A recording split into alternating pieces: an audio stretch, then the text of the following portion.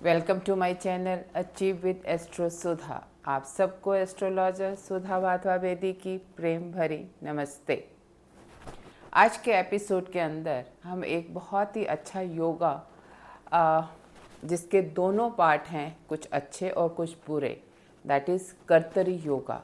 यानी कि जब शुभ कर्तरी और पाप कर्तरी। तो कर्तरी का क्या मतलब होता है, इसको समझने की कोशिश करेंगे और कैसे ये किसी चार्ट के अंदर भी अगर आपने इंटरप्रेट करना है किसी भी हाउस के बारे में, किसी प्लैनेट के बारे में, या उससे रिलेटेड जो कारक हैं, कारकत्व हैं, वो क्या क्या इफ़ेक्ट देंगे आपकी लाइफ के अंदर, उसके बारे में अगर आपको जानना है तो ये योगा कैसे इफ़ेक्ट करता है, इसे समझने की कोशिश करेंगे। कर्तरी का मतलब ये होता है कि जब किसी भी हाउस के या प्लैनेट के पीछे और आगे दोनों जगह पे प्लैनेट्स हों, यानी कि आपके 12वें घर में और आपके दूसरे घर में। यानी कि अगर हम लग्न की बात करते हैं तो आप ये देखें कि लग्न से 12वां घर हुआ 12th house and the second house. तो 12th एंड सेकंड हाउस के अंदर अगर दोनों जगह पे शुभ ग्रह हैं तो ये आपका शुभ कर्तरी योगा हुआ, और अगर दोनों जगह पे पाप ग्रह हैं तो ये आपका पाप कर्तरी योगा हुआ। क्योंकि जब भी किसी हाउस या प्लैनेट के आगे और पीछे जो भी 12वें घर में और दूसरे घर में जब भी प्लैनेट होते हैं वो उस घर के ऊपर बहुत ज़्यादा इफ़ेक्ट करते हैं। यानी कि जैसे एक आपकी बैक है और एक आपका आगे है, आप अपने बैक के ऊपर बहुत रिलाई करते हैं कि वो मेरे को क्या सपोर्ट दे सकता है, किस तरह की मेरे साथ खड़ा हो सकता है। तो अगर वहाँ पर शुभ ग्रह बैठे हैं तो डेफिनेटली आपको एक अच्छी सपोर्ट है अपने पीछे। और ऐसे ही जब आगे की हम बात करते हैं तो मेरा आगे क्या है, कोई हर्डल्स हैं, मेरे राह में पत्थर तो नहीं है, कांटे तो नहीं बिछे हैं, या मेरे रास्ते में फूल हैं, किस तरह की चीज़ें हैं जिससे मेरा पाथ कैसा होगा लाइफ के अंदर। तो ये एक मोटी मोटी एक्सप्लेनेशन है कि जब आप 12वें घर में या दूसरे घर की बात करते हैं तो उसका इफ़ेक्ट आपकी लाइफ के ऊपर या उस हाउस के ऊपर और उस प्लैनेट के ऊपर क्या होगा, इसको हम समझते हैं जब हम कर्तरी योग की बात करते हैं कि शुभ कर्तरी या पाप कर्तरी। आज के एपिसोड के अंदर हम मेनली पाप कर्तरी योग की बात कर रहे हैं, किसी और एपिसोड में हम शुभ कर्तरी को लेंगे। और जब हम पाप कर्तरी की बात करते हैं तो आपको इसके अंदर दोनों चीज़ें देखनी हैं कि वो आपके नेचुरल मैलेफिक हैं या फंक्शनल मैलेफिक भी हैं। साथ ही साथ जब आप पैलिफिक्स की बात करते हैं तो आपको ये भी देखना है कि वो कौन से हाउस की लॉर्डशिप ले रहा है और अपने से कहाँ जाके बैठ रहा है, उसका भी क्या इफ़ेक्ट आ रहा है। ये सभी चीज़ों को समझने के बाद आपको उनकी मैलिफिक इफ़ेक्ट्स को एनालाइज करना है। लेकिन अगर आप एक मोटे तौर पे देखेंगे तो सिंपल, अगर आप जानते हैं कि 5 क्रूर प्लैनेट हैं ही आपके, शनि है, मंगल है, सूर्य है, राहु है, केतु है,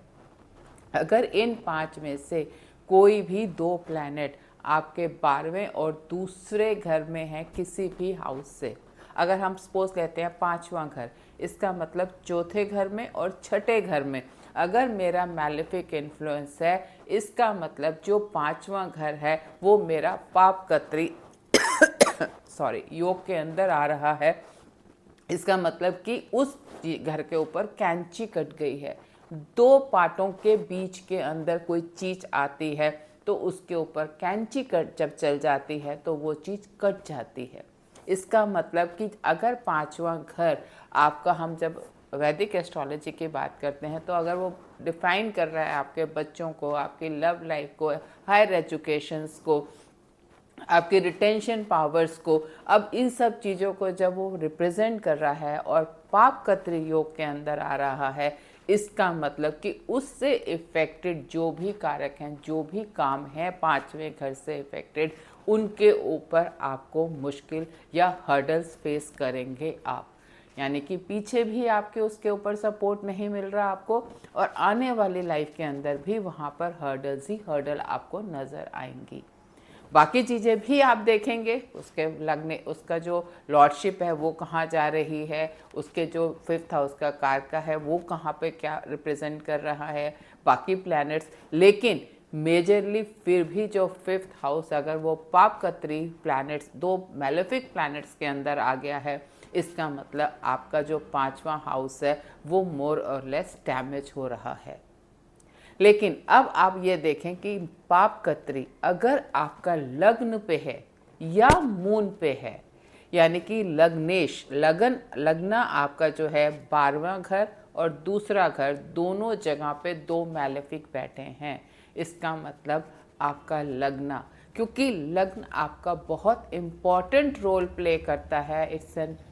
हाउस जो आपकी पर्सनालिटी, आपके सेल्फ को रिप्रेजेंट करता है, और जब वहाँ पर भी मैलेफिक 2 आगे पीछे आ जाते हैं, इट मीन्स वो आपको बहुत ज़्यादा डाउन करता है लाइफ के अंदर। सिमिलरली जब हम मून की बात करते हैं, मून आपका माइंड है, और अगर मून भी जो है वो पापकत्री योग के अंदर आ जाता है, यानी कि मून के 12वें और दूसरे दोनों जगहों पे 2 मैलेफिक आ जाते हैं, इसका मतलब आपका जो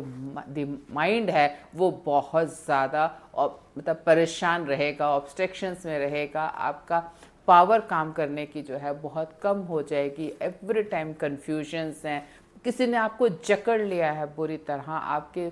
जो क्रिएटिविटी है उसे कट कर दिया है, सोचने की पावर क्षमता को कम कर दिया है बहुत ज़्यादा। तो जब अगर चार्ट के अंदर आप ये देखते हैं कि लग्न या मून, ये 2 में से कोई भी आपका पाप कतरे में आ रहा है, बाकी हाउसेस भी yes they will be affecting that particular house, लेकिन अगर लग्न या मून के ऊपर पापकत्री योग बनता है, in that case you will see कि ओवरऑल चार्ट के अंदर जो है एक बहुत डाउनफॉल आपको देखने को मिलेगा। यू विल सी कि despite the many other good yogas, आपके लाइफ के अंदर जो रिजल्ट्स आप एक्सपेक्ट करते हैं वो नहीं आ पाते। मेहनत करने के बावजूद आप कहीं ना कहीं स्टक हो जाते हैं, कोई ना कोई चीज़ आपको रोकती है, हर्डल्स आते हैं और वो आपको आगे मूव नहीं करने देता।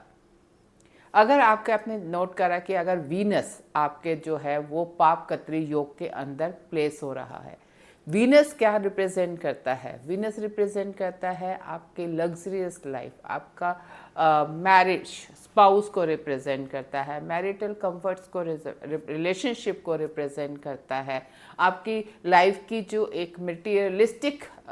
कंफर्ट्स हैं, क्या मिलेगा आपको, उसे रिप्रेजेंट करता है। तो ऐसे सिचुएशन में आप देखेंगे ऐसे नेटिव्स का अगर वीनस जो है वो पापकत्री योग के अंदर आ रहा है तो उनको रिलेशनशिप के अंदर बहुत प्रॉब्लम आती है, उनकी मैरिज लाइफ के अंदर आप देखेंगे बहुत मुश्किलें हैं। कई बार काफ़ी सिचुएशंस में देखा गया कि they just don't want to get into that marriage, वो खुद करना ही नहीं चाहते, या करेंगे भी सही तो बाद में एकदम सस्टेन जो है उनकी मैरिटल लाइफ उसमें प्रॉब्लम आती है, और अगर सस्टेन भी हो रही है तो it will not be a very good married life, कोई ना कोई डिस्प्यूट हर समय वहाँ चलता रहेगा। क्योंकि स्पेशली जब बेनिफिक 2 पापकत्रियों के अंदर आते हैं, वीनस है, आपका मरकरी है, जुपिटर है, मून है, तो उनके इफ़ेक्ट और भी ज़्यादा खराब होने लगते हैं।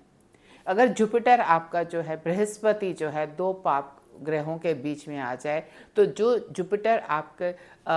संतान को रिप्रेजेंट करता है, आपकी एजुकेशन को रिप्रेजेंट करता है, विजडम को रिप्रेजेंट करता है, फीमेल के अंदर एक आपके स्पाउस को रिप्रेजेंट करता है, बहुत सी चीज़ें जो हैं आपके जो जुपिटर है वो मेजर लाइफ की आइटम्स को रिप्रेजेंट करता है, हमारे कारक है उन चीज़ों का, उस सब के ऊपर आपका ये इफ़ेक्ट आएगा और उसकी जो पावर्स हैं काम करने की या रिसीव करने के रिजल्ट्स को वो बहुत कम हो जाती हैं। क्योंकि जैसे मैं आपको बताया कि जब 12वां घर के अंदर भी मैलेफिक है, आपके पास कोई बैक नहीं है टू लाई डाउन, टू मतलब give to get that support, आपको अपने बल पे ही खड़ा होना है, और आगे भी अगर आप चल रहे हैं तो आपके रास्ते में पत्थर हैं, कांटे हैं। तो इन दोनों सिचुएशन में it means one more thing कि ये जो सिचुएशन है ये नेटिव को अपने बल पे काम करने की भी बहुत ज़्यादा पुश करता है, क्योंकि you don't have to rely on the other persons और एनी अदर थिंग। आपकी अपनी पावर अगर आपके अंदर आती है और आप चीज़ों को टेकअप करते हैं, क्योंकि it is seen that in many cases, जो मतलब इन योगों के बावजूद जो लोगों के सन स्ट्रांग है या other combinations and they are pushy, they work, मतलब उस चीज़ को लेके अच्छा हार्ड वर्क करते हैं, एग्रेसिव हैं, then they find कि good results are there and they overcome, they become more creative, they find out the new ways to overcome their problems। एक आपका सिस्टम एक तरीका होता है कि एक तरीके से आप चल रहे हैं, इजीली फाइंड चलते जा रहे हैं लाइफ में, लेकिन अब जब देखते हैं कि इजी नहीं है आपकी लाइफ के अंदर, तो then you try to find out the new ways to get that success and all। तो ये आप इसे एज ए पॉजिटिव भी मान सकते हैं इन योगा को, क्योंकि हर किसी की लाइफ के अंदर जब 5 मैलेफिक हैं, कहीं ना कहीं तो हैं ही, बैठे ही हैं और कोई ना कोई प्रॉब्लम क्रिएट कर ही रहे हैं लाइफ के अंदर, then just taking this as a negative yoga कि जी अब तो कुछ हो ही नहीं सकता, is not that. It also gives you over creativity कि मुझे कुछ करना है एंड इस लाइफ के अंदर कुछ अलग से करके कुछ अचीव करना है। So it is also seen कि अगर बाकी योगा स्ट्रॉन्ग हैं और बाकी प्लैनेट्स भी अपनी डिग्निटी के अंदर हैं, तो ऐसे नेटिव्स नए तरीकों के साथ अपने हर्डल्स को क्रॉस करते हुए सक्सेस को अचीव करते हैं। सो जस्ट सी कि क्या आपके पाप कतरी है, तो then try to find out कि मुझे इनको कैसे नए तरीकों से बाय द एक स्ट्रेट फॉरवर्ड तरीका, ये जो आप जैसे कह सकते हैं कि जो एक कन्वेंशनल वे होता है किसी भी चीज़ को अचीव करने का, that may not be there in such situation. So अगर आपके चार्ट में भी पाप कतरी योग आपको लगता कि है, आप इसे चेक करें और कहाँ पर है, then try to find out the unconventional ways, more creative ways कि कैसे उन हर्डल्स को पार करें और हम आगे बढ़ते जाएं।